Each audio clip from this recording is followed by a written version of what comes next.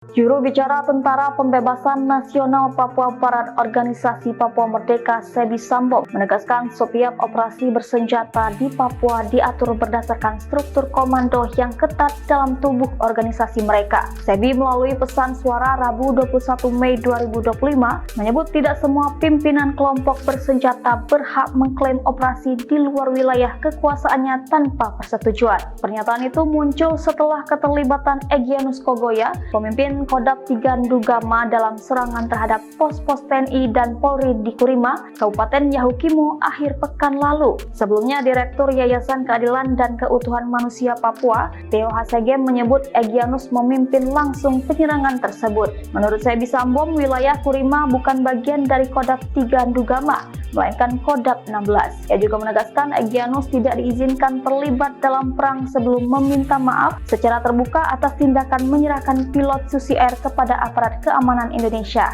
Ia menyebut tindakan itu bertentangan dengan komitmen internal TPNPB dan Egyanus akan disidangkan secara militer meski sidang tersebut belum berlangsung. Sebi menyatakan wilayah seperti Wamena berada di bawah kendali Kodam 2 Balim dan hanya dapat dilakukan operasi gabungan jika disepakati secara terbuka antara kodam terkait. TPNPB OPM, kata Sebi, memiliki sistem hukum dan protokol internal yang mengatur konflik bersenjata di Papua. Manajemen markas besar, ujar dia, akan menghindari jatuhnya korban lebih banyak akibat pelanggaran struktur komando. Sebelumnya, Satgas Yonif 641 BRU melakukan kontak tembak dengan anggota kelompok kriminal bersenjata pimpinan Egyanus Kogoya di sekitar Sungai Yetni, Kurima, Kabupaten Yahukimo, Papua Pegunungan. Kapendam 18 Cendrawasih Kolonel Infanteri Chandra Kurniawan mengatakan satu anggota KKB pimpinan Egyanus Kogoya, Esa Gibran, tewas dalam kontak tembak tersebut. Kejadian itu bermula saat personel Satgas 641 BRU melaju dari arah Wamena menuju Kurima. Tapi ketika berada di sekitar Sungai Yetni, tiba-tiba dihadang KKB